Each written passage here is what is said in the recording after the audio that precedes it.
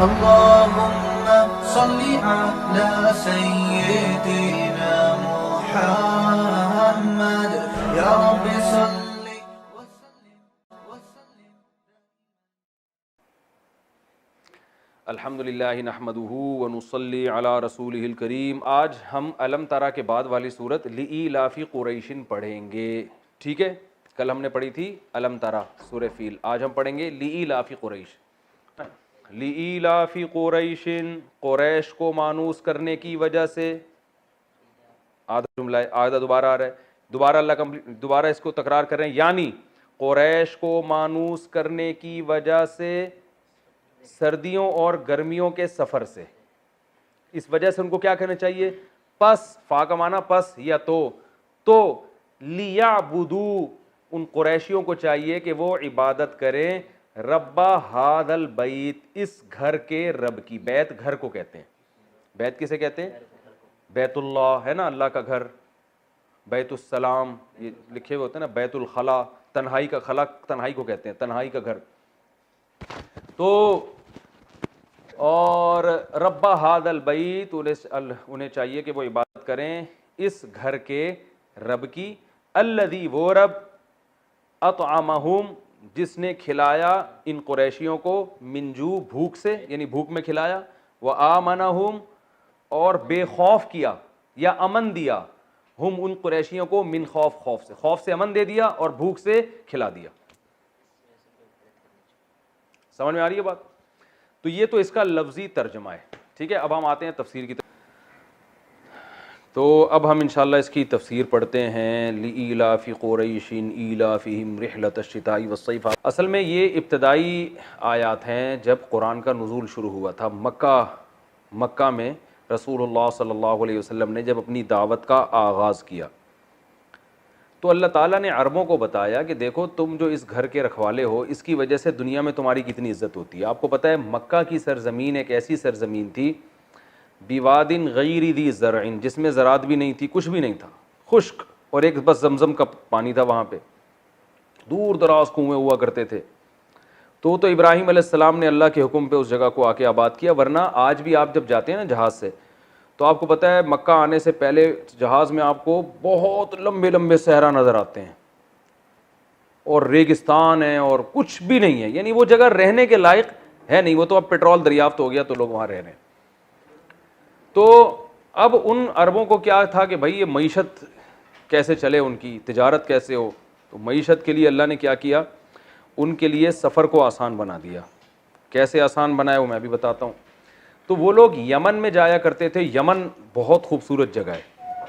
یمن میں جو ہے وہ پیداوار بھی بہت ہے, لیکن یمن ہے گرم ملک اور شام ہے ٹھنڈا. شام تو ایسا ہے, میں تو ترکی گیا ہوں نا, تو وہیں کے قریب شام ہے. تو ترکی کے وہ ایریاز جو شام کے بارڈر کے بالکل قریب ہیں, تو ہم وہاں بھی گئے تھے. تو کیا عجیب شام سے جو ہوائیں آتی ہیں, وہاں ہمیں اندازہ ہوا کہ کس قدر جو اللہ نے قرآن میں تعریف بھی کی ہے نا شام کی, ارض مقدس قرار دی اللہ نے اس کو, برکت والی زمین قرار دی ہے. تو وہاں کا زیتون اور وہاں کی ہوائیں, اور وہاں بہت نظر آتا ہے کہ اللہ کی برکتیں. تو پیداوار بہت ہے, موسم بہت اچھا ہے, ہوا بہت صاف ہے. تو عرب کیا سفر کرتے تھے سال میں. سردیوں میں سفر کرتے وہ یمن کا, کیونکہ یمن گرم ملک ہے تو سردیوں میں تھوڑا سا نسبتاً موسم بہتر ہوتا تھا. اور گرمیوں میں سفر کرتے تھے شام کا. شام ٹھنڈا ملک ہے تو گرمیوں میں اس کا موسم معتدل ہوتا تھا. تو یہ دو قافلے ان کے جایا کرتے تھے. اب آپ کو پتہ ہے کہ اس زمانے میں راستے بڑے خطرناک ہوتے تھے, ڈاکو اور یہ سب چیزیں, اتنی سیکیورٹی کا انتظام تو نہیں ہوتا تھا. تو ان کی تجارت اسی سے چلتی تھی. جو زیادہ تجارت کرتے وہ مالدار تھے. حضرت عثمان جیسے مالدار تھے, عبد الرحمن ابن عوف جیسے مالدار تھے. تو عرب کے جو مشرکین ہیں یہ دو سفر کیا کرتے تھے, جس سے ان کی تجارت بھی پھلتی تھی اور یہ پھر مکہ میں جینے کے قابل بھی ہوتے تھے. تو اس زمانے میں اتنے لمبے سفر آسان نہیں تھے, لیکن اللہ نے بیت اللہ کی وجہ سے عربوں کی عظمت لوگوں کے دلوں میں ڈال دی تھی. جب یہ یمن جاتے تو راستے میں جب لوگوں کو پتہ چلتا کہ قریش کا قافلہ جا رہا ہے, اور خاص طور پہ عربوں میں قریش چونکہ کعبہ کے متولی تھے نا, تو ان کی تو بہت زیادہ عزت ہوتی تھی کہ ابراہیم علیہ السلام کی آل اولاد میں ہیں اور یہ بیت اللہ کے کیا ہیں, رکھوالے ہیں. تو ان کی بہت عزت ہوتی تھی. تو اس عزت کی وجہ سے راستے میں ان کو کوئی چھیڑتا نہیں تھا. اور ان کو ریٹ بھی صحیح لگتے تھے اور ان کی عزت بھی ہوتی تھی بھائی کہ یہ اللہ کا گھر ہے, کیونکہ غیر مسلم بھی بہرحال مانتے تھے, ان کے دل میں یہ بات تھی کہ یہ اللہ کا گھر ہے, تو عزت ہوتی تھی, عزت تکریم کے ساتھ یہ واپس آتے تھے. تو اللہ نے اس نعمت کا ذکر کیا ہے, عربوں کو بتایا کہ دیکھو تم محمد صلی اللہ علیہ وسلم پر ایمان نہیں لاتے, بتوں کی عبادت کرتے ہو, تمہاری جو دنیا میں عزت ہے اور تمہاری جو تجارتیں چل رہی ہیں اور تمہیں جو عزت مل رہی ہے, تمہاری جو معاشی ترقی ہے وہ تو اس خانہ کعبہ کی وجہ سے ہے. تو اللہ نے تمہارے لیے 2 سفر کو مانوس کر دیا, مانوس کا معنی آسان بنا دیا. سفر ایک وحشت ہوتی ہے انسان کو جنبی جگہ جاتے ہوئے, لیکن اللہ فرماتے ہیں لإیلاف قریش, قریش کو مانوس کرنے کی وجہ سے, یعنی سردی اور گرمی کے دونوں سفر قریش کے لیے ہم نے جو مانوس کر دیے, قریش کو ان سے انسیت پیدا کر دی, وحشت ختم کر دی. تو اس وجہ سے قریشیوں کو بھی چاہیے کہ اب شکر کریں, کیونکہ یہ اس بیت اللہ کی وجہ سے ان کی تعظیم ہو رہی ہے دنیا میں. فَلْيَعْبُدُوا رَبَّ هَذَا الْبَيْتِ, تو ان کو چاہیے اس بیت اللہ کے رب کی عبادت کریں, شرک نہ کریں, اس کے احکام کو فالو کریں, کہ تمہاری جو عزت ہے دنیا میں وہ اس بیت اللہ کی وجہ سے ہے. تو تمہیں بھی تو چاہیے کہ بت پرستی چھوڑو اور محمد صلی اللہ علیہ وسلم کی دعوت پر لبیک کہو.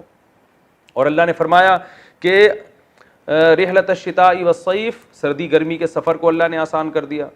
فَلْيَعْبُدُوا رَبَّ هَذَا الْبَيْتِ, اور اس رب کے ایک احسان یہ بھی ہے الذی اطعمہم من جوع, وہ رب جو اس گھر کا رب ہے نا, جس گھر کی وجہ سے تمہاری دنیا میں عزت ہو رہی ہے, اس گھر کا جو مالک ہے اس نے تم پر 2 احسان کیے اس تجارت کی وجہ سے. اطعمہم من جوع, بھوک میں تمہیں کھلایا ورنہ یہاں تم مر جاتے ایڑیاں رگڑ رگڑ کے. وآمنہم من خوف, اور خوف سے تم کو امن بخشا. تمہارے پاس تو کوئی مضبوط حکومت نہیں ہے, کوئی مضبوط آرمی نہیں ہے, کوئی سیکیورٹی, کوئی پاور ہی نہیں ہے, کوئی ٹیکنالوجی نہیں ہے, کچھ بھی نہیں ہے, تو تمہیں تو لوگ ویسے ہی آگے کھا جائیں, اور سفر پہ جاؤ گے تو ویسے ہی لوٹ لاٹ کے لے جائیں تمہیں. لیکن تمہیں خوف سے بھی اللہ نے کیا دے دیا, امن. ساری دنیا میں لڑائیاں پھڈے ہو رہے ہیں اور تم یہاں حرم میں آرام سے بیٹھے ہوئے, کیونکہ باہر سے بھی لوگ آتے تھے نا, حرم کا احترام کرتے تھے, بھائی یہاں جھگڑا نہیں کرنا. تو اللہ فرماتے ہیں یہ 2 نعمتیں تمہیں مفت میں مل گئی ہیں, تجارتی ترقی بھی ہو رہی ہے تمہاری اور امن بھی یہاں اللہ نے قائم کر دیا. تو اس کے شکر کا تقاضا یہ ہے کہ فَلْيَعْبُدُوا, تمہیں چاہیے کہ تم عبادت کرو رب ھذا البیت, اس گھر کے مالک کی. تو یہ اس صورت کا اصل خلاصہ ہے. اب اس میں علمی نقطے کیا نکلتے ہیں, اسباق کیا ملتے ہیں. پہلا سبق تو ہمیں یہ ملتا ہے کہ سفر کو آسان بنا دینا یہ اللہ کی بہت بڑی نعمت ہے. سفر کو آسان بنا دینا یہ اللہ کی بہت بڑی نعمت ہے. آپ کو پتہ ہے جب حالات خراب ہوتے ہیں انسان گھر سے نکلتے ہوئے ڈرتا ہے. تو اگر سفر کسی قوم کے لیے آسان ہو گیا, آج بھی دنیا کے لیے سفر آسان ہے, لمبے لمبے سفر ہو رہے ہیں, ایسے جہازوں میں بیٹھتے ہیں آرام سے اتر جاتے ہیں, تو یہ اللہ کی نعمت ہے سفر کو آسان بنا دینا. دوسرا ہمیں اس سے پتہ چلتا ہے کہ تجارت کی اللہ کی نظر میں کتنی بڑی ویلیو ہے.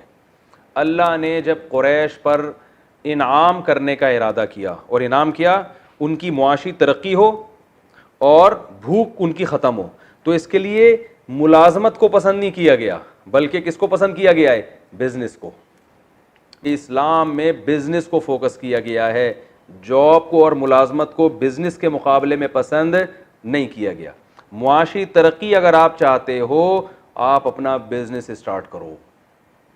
تو جب تک کوئی بڑا ہدف سامنے نہ ہو, کسی کا کوئی ویژن ہو, اس ویژن کا حصہ بننے کے لیے آپ جاب کرتے ہیں پھر تو ٹھیک ہے. جیسے دینی مدارس ایک ان کا ویژن ہے دین کو دنیا میں غالب کرنا, تو وہاں جو اساتذہ ملازمت کر رہے ہیں وہ تو اس بڑے ویژن کی تکمیل کے لیے ملازمت کر رہے ہیں, وہ ٹھیک ہے. آرمی میں جو لوگ جاب کرتے ہیں, ملک کا ڈیفنس ایک بہت بڑا ویژن ہے, تو وہاں جاب کرنا اس لیے اچھے کام ہے کہ بھائی وہ ایک ڈیفنس کا یعنی ایک ویژن کا حصہ ہیں, کیونکہ وہاں اس طرح جاب کیے بغیر پھر وہ سیٹ اپ چل نہیں سکتا. لیکن نارملی یا ٹیچر کی جو جاب ہے وہ بھی ایک اچھی ہے, اس لیے کہ تعلیم کو فروغ دینا ایک اچھا ویژن ہے. تو اس ویژن کے لیے ضروری ہے کہ جو ہے یعنی ٹیچر بھی ہونے چاہیے. لیکن ایک نارملی ایک عام حالات میں ایک کمپنی کا کوئی ویژن نہ ہو, اس کا مقصد اپنا پیٹ بھرنا. یہ جو بڑی بڑی کمپنیاں ہیں ان کا کوئی انسانیت کی خدمت مقصد تھوڑی ہوتا ہے, ان کا مقصد کیا ہوتا ہے, پیٹ بھرنا, پیسہ کمانا. تو جب ان کا ویژن پیسہ کمانا ہے تو آپ کا ویژن بھی پیسہ کمانا ہونا چاہیے. ہاں پیسے کمانے سے مقصد آپ کا اچھا ہو, صرف پیٹ بھرائے پیٹ نہ ہو. تو اس میں آپ نے کیا کرنا ہے, جاب پر بزنس کو ترجیح دینی ہے. تیسرا پتہ یہ چلتا ہے کہ بزنس میں سفر کی بڑی ویلیو ہے. آپ بیٹھے ہوئے اپنے محلے میں ایک گولے گنڈے کی دکان کھول کے اور سفر ہی نہیں کرتے کہیں, تو آپ کی نسلیں بھی گولا گنڈا ہی بیچتی رہیں گی. سفر سے انسان کا دماغ کیا ہوتا ہے, کھلتا ہے, اسے پتہ چلتا ہے گولے گنڈے کے علاوہ بھی دنیا میں بہت ساری چیزیں ہیں. ٹھیک. چوتھا نمبر کہ دین کی وجہ سے اگر کوئی عزت آپ کو ملی ہو تو پھر آپ پر اللہ کا شکر زیادہ واجب ہو جاتا ہے. جیسے مشرکین کو اللہ فرما رہے ہیں کہ تمہیں اس بیت اللہ کی وجہ سے دنیا میں عزت ملی ہے تو تم پر واجب ہے کہ جس کا گھر ہے نا اس کی عبادت تم دوسروں سے زیادہ کرو. تو اگر آپ کو اللہ کی وجہ سے عزت زیادہ مل رہی ہے تو آپ پر اللہ کا حق بھی دوسروں سے زیادہ ہے. جیسے پانچواں پوائنٹ خاص طور پہ عربوں کے لیے کہ اللہ قریشیوں سے کہہ رہے ہیں کہ تمہاری جو معاشی ترقی ہے نا یہ اس بیت اللہ کی وجہ سے. تو آج سعودی عرب کی معاشی ترقی بھی کس وجہ سے ہے؟ اگر بیت اللہ نہ ہو کوئی جائے گا سعودی عرب؟ 40-50 لاکھ لوگ جو حج کرنے جا رہے ہیں, کوئی پوچھے گا ان کو کیا ان کے پاس کوئی ٹیکنالوجی ہے, کوئی بڑے بڑے ڈاکٹر ہیں ان کے پاس, کوئی بڑے بڑے سائنسدان ہیں, ہے کچھ؟ یا وہ جو سرزمین ہے وہ مری اور کوہ ہمالیہ کی طرح خوبصورت ہے؟ ایسا بھی نہیں ہے. جاؤ پہاڑ, مکہ میں کالے کالے پہاڑ ہیں, وہ ہمیں خوبصورت لگتے ہیں, اللہ کے گھر ہے وہاں پہ, ایک عجیب وحشت ہے ان میں, لیکن زمینی لحاظ سے وہاں پر کوئی ایسی انٹرٹینمنٹ کی چیز نہیں ہے, نہ کوئی بڑے خوبصورت چشمے ہیں وہاں بہتے ہوئے. وہاں لوگ اس جگہ سے محبت کرتے ہیں کس کی وجہ سے؟ بیت اللہ کی وجہ سے. تو جیسے اللہ مشرکین مکہ کو کہہ رہے ہیں کہ اس بیت اللہ کی وجہ سے دنیا میں تمہاری عزت ہے, تو تمہیں بھی چاہیے کہ کس کے حکام کو فالو کرو؟ اللہ کے. تو خاص طور پر اس آیت میں عربوں کو خطاب خاص طور پر ہے کہ تمہیں جو دنیا میں عزت ملی ہے, آج بھی سعودی عرب کی معاشی ترقی میں بیت اللہ کا سب سے بڑا کردار ہے. چھٹا نقطہ کہ امن اور معاشی ترقی. پہلے تو میں نے ایک نقطہ بیان کیا تھا کہ معاشی ترقی میں سب سے بڑا کردار کس چیز کا ہے؟ تجارت کا. اب ایک نقطہ اس میں یہ بھی ہے کہ سفر بھی اللہ کی نعمت, وہ بھی میں نے بتایا. ایک نقطہ اس میں یہ بھی ہے کہ معاشی ترقی اور بے خوفی بذات خود اللہ کی ایک بہت بڑی نعمت ہے, لہذا اس کو بھی حاصل کرنے کی کوشش کرنی چاہیے. یہ خود ایک اللہ کی بہت بڑی نعمت ہے اگر کسی قوم کو مل جائے, کیونکہ اللہ اس کو بطور نعمت کے بیان کر رہے ہیں. اس آیت میں ہمیں معاشی ترقی کی اہمیت کا بھی پتہ چلتا ہے اور امن کی ویلیو کا بھی پتہ چلتا ہے کہ امن بھی بہت, اس کی بھی بڑی ویلیو. اللہ تعالیٰ سمجھنے کی, عمل کی توفیق عطا فرمائے.